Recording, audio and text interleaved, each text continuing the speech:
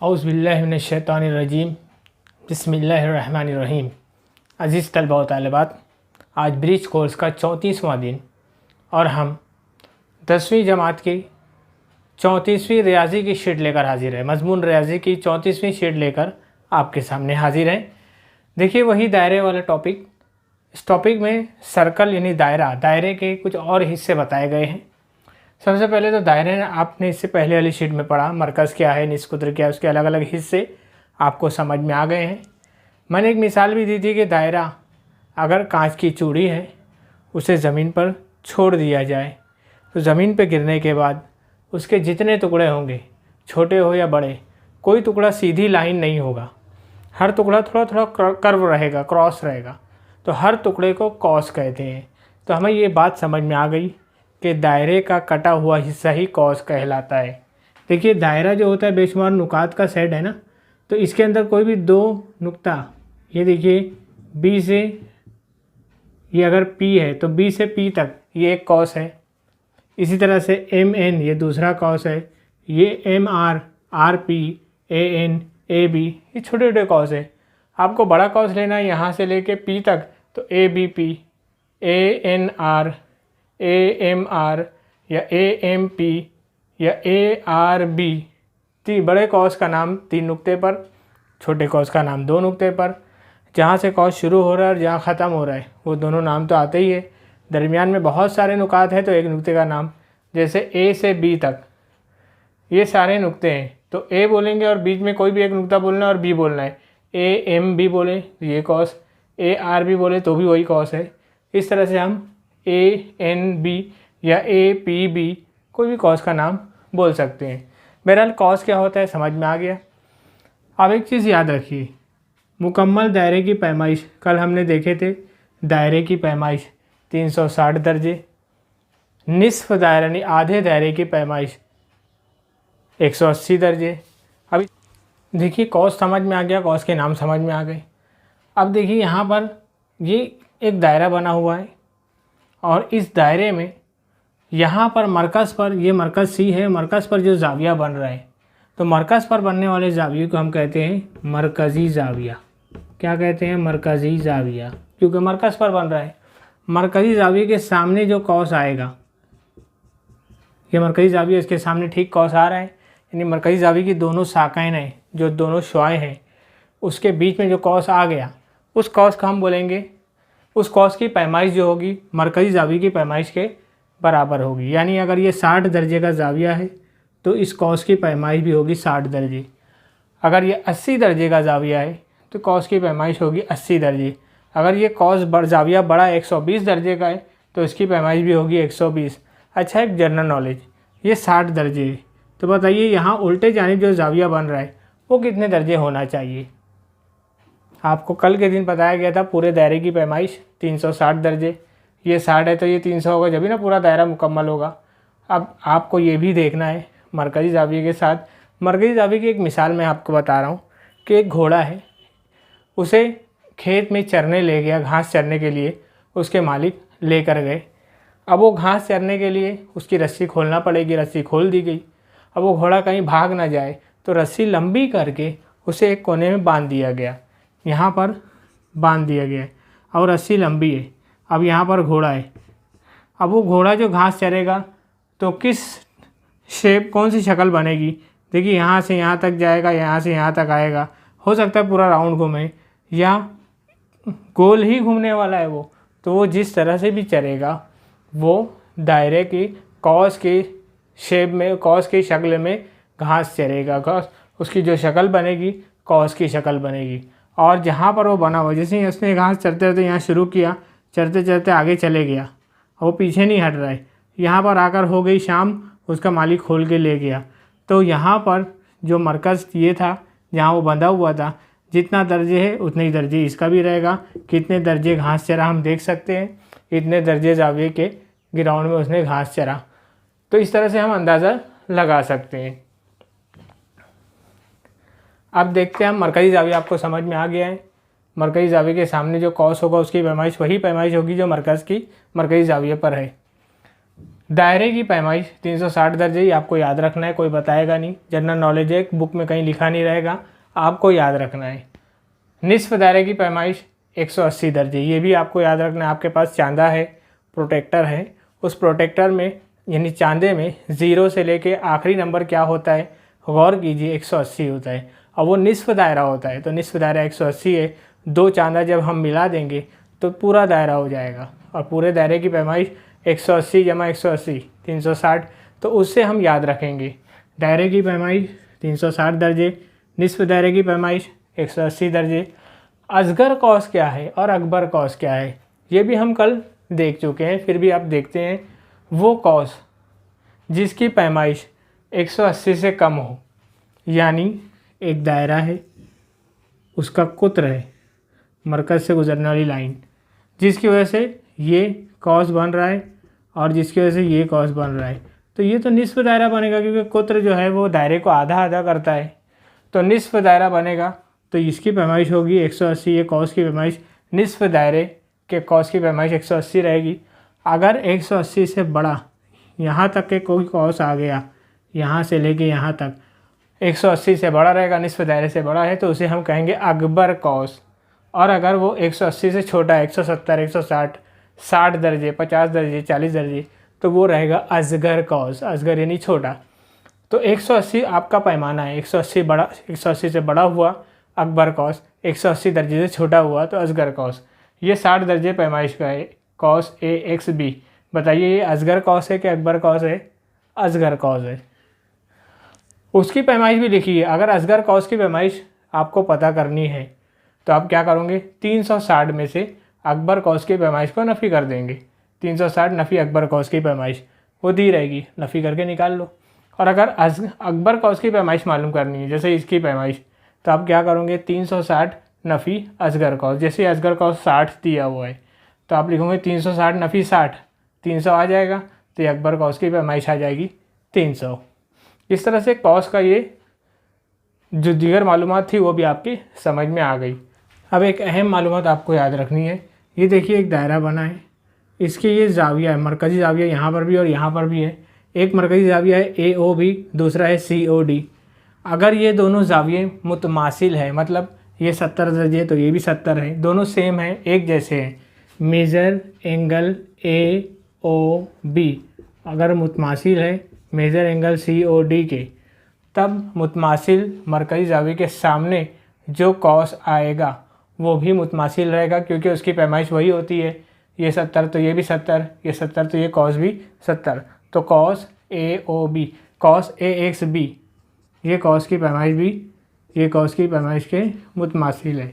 यानी मेज़र, ये काफ लिखोगे तो भी चलेगा, कौस AXB मुतमासिल होगा, या बराबर लिखोगे आप मेज़र कौस CYD के। इस तरह से हम देख रहे हैं कि दो कौस जिनकी पैमाइश एक जैसी है उन दोनों को मुतमासिल कौस कहेंगे।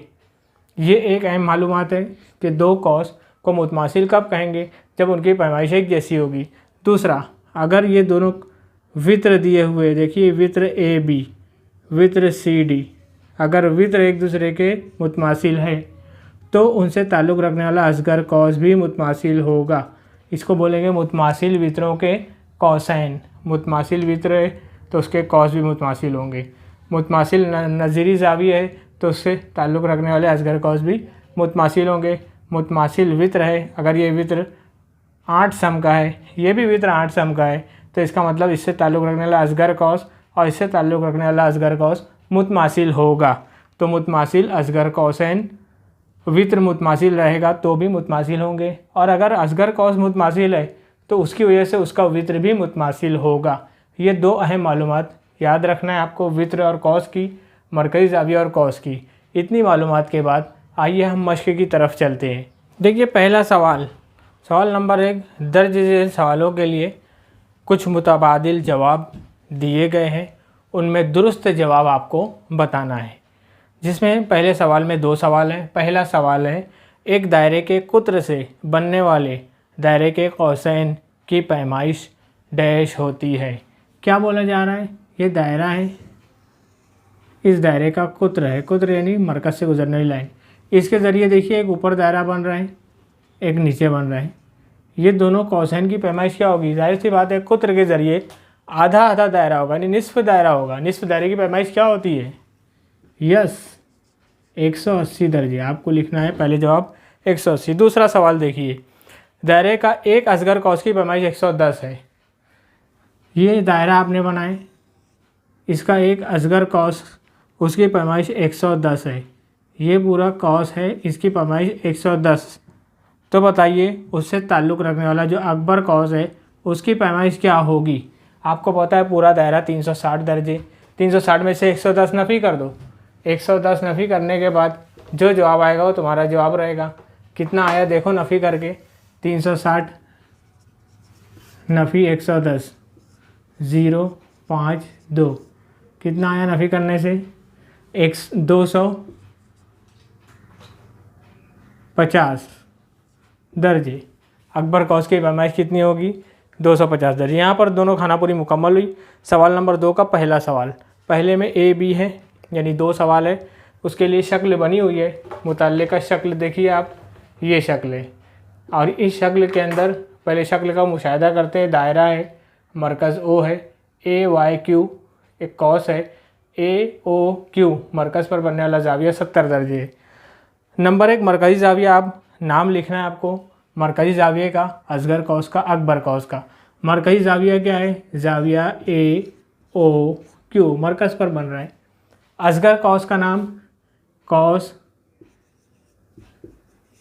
ए वाई क्यू ये, और अकबर कौस यहाँ से इतना बड़ा कौस ए क्यू। यहाँ पर अगर कोई नाम होता एक्स तो हम ए एक्स क्यू लिखते, और अगर कोई नाम नहीं दिया है एक्स, इसलिए हम लिखेंगे ए एक्स क्यू, और अगर नाम नहीं दिया रहता तो हम ए क्यू ही लिखते। तो ये तीनों चीज़ हो गई। सवाल नंबर 2 के पहले में ये ए था, अब बी वाला देखिए, इसी शक्ल से ताल्लुक़ है सवाल का कि ए ओ क्यू ज़ाविये की पैमाइश 70 दर्जे है। तो उससे ताल्लुक़ रखने वाले देखिए सवाल, ए ओ क्यू 70 दर्जे हो तो कॉस ए वाई क्यू, ये कॉस जो सामने दिख रहा है आपको, ये वाला कॉस, इसकी पैमाइश और ए एक्स क्यू इसकी पैमाइश कितनी होगी? ये देखिए ए ओ क्यू ज़ाविया 70 दर्जे है, इसलिए major angle A O Q जो ज़ाविया है वो उसके सामने वाले कॉस के बराबर होगा, major cos A Y Q के, क्योंकि मरकज़ी ज़ाविये का मसला है कि मरकज़ पर बनने वाला ज़ाविया उसके सामने वाले कॉस के मुतमासिल होता है, बराबर होता है। ये 70 है तो इसलिए ए वाई क्यू कितना हो गया? 70 दर्जे। देखिए ए वाई क्यू 70। अब दूसरा अपने को अगर बोल रहा है वो कि measure cos A x Q मालूम कीजिए, तो आप कैसे मालूम करोगे? 360 नफ़ी measure cos A Y Q, क्योंकि असगर कॉस है, क्योंकि आपको एक कॉस पता है, 360 में से उसकी पैमाइश को नफ़ी कर दो, 70 आया था ए वाई क्यू, 360 में 70 नफ़ी कर दो, 290 दर्जे। ये आ गई अकबर कौस, ये असगर कौस। सवाल नंबर 2 के 2 सवाल मुकम्मल, पहले सवाल के ए और बी मुकम्मल हुए।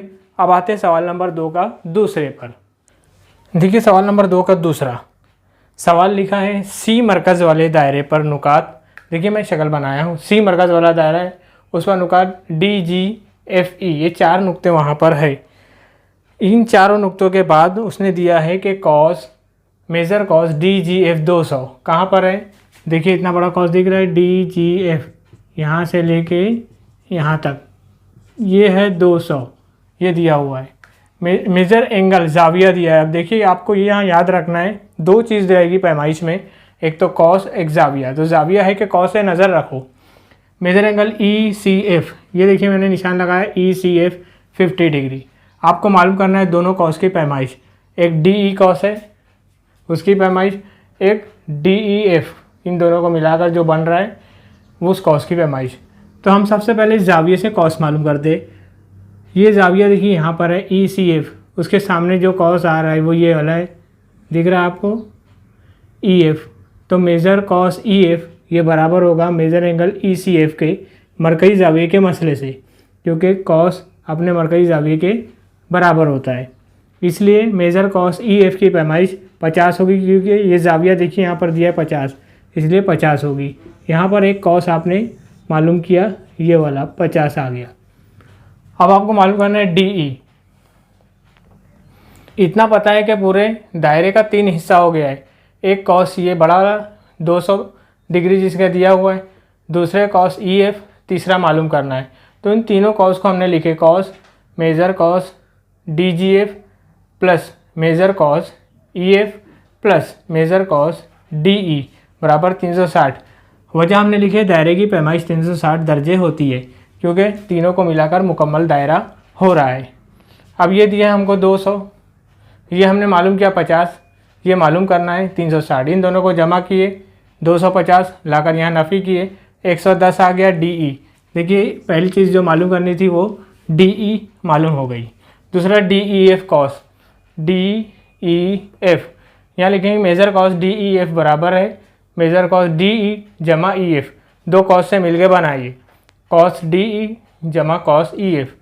डी ई अभी अभी मालूम किए हमने 110 दर्जे जमा ई एफ ऊपर मालूम किए थे 50 दर्जे, दोनों को जमा करके नीचे लिखना है। ये देखिए 160 दर्जे आएगा और बॉक्स बनाना है इस तरह से, इस तरह ये दूसरा सवाल भी मुकम्मल हुआ। उम्मीद है कि आपको कॉस की पैमाइश किस तरह से मालूम करते हैं समझ में आ गई होगी। मरकज़ी ज़ाविया क्या होता है वो भी समझ में आया होगा। आप समझिए, दूसरों को भी समझाइए। वीडियो को सब्सक्राइब करते रहिए ताकि आपको नए नए वीडियोस मिलते रहे। शुक्रिया, अल्लाह हाफिज़।